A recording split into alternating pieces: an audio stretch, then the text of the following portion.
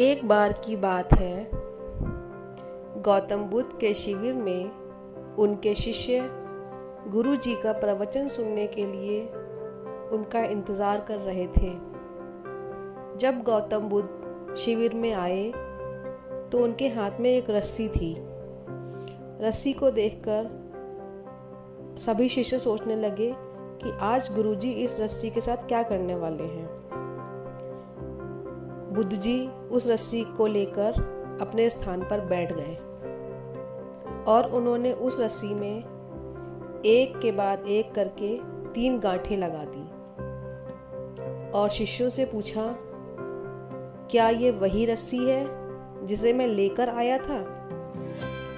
तो शिष्य बोले कि गुरुजी, ये तो हमारे देखने के नज़रिए पर निर्भर करता है।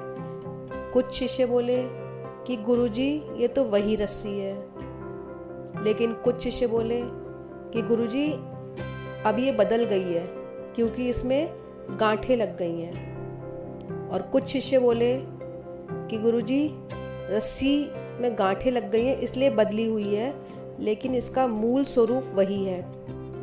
तो महात्मा बुद्ध बोले, आप सभी का उत्तर सही है। अब मैं इन गांठों को खोल देता हूँ।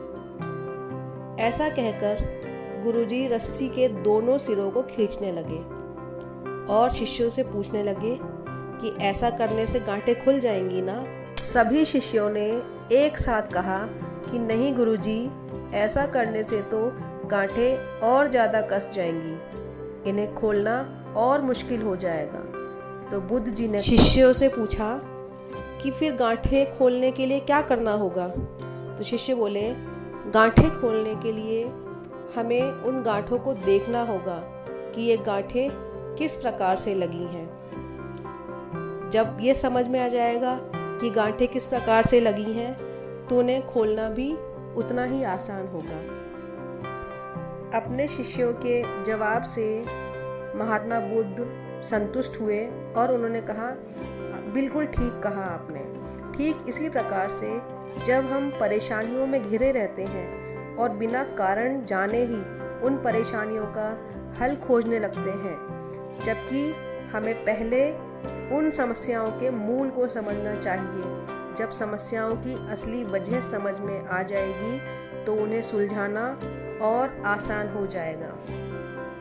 अगर आपको ये कहानी पसंद आई हो तो उसे लाइक, शेयर और सब्सक्राइब अवश्य कीजिए।